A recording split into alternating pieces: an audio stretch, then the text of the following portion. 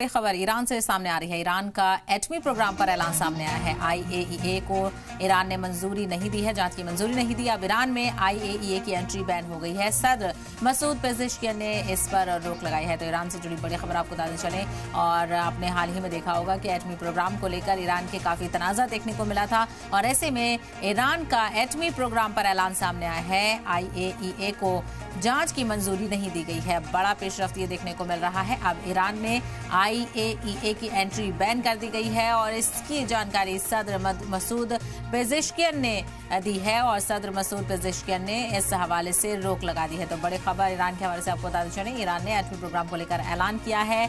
IAEA को जांच की इजाजत नहीं दी गई है। अब ईरान में आईएईए की एंट्री बैन कर दी गई है। ईरान का एटमी प्रोग्राम को लेकर ये बड़ा ऐलान सामने आ रहा है। सदर मसूद पेज़ेश्कियान ने इस हवाले से रोक लगा दी है।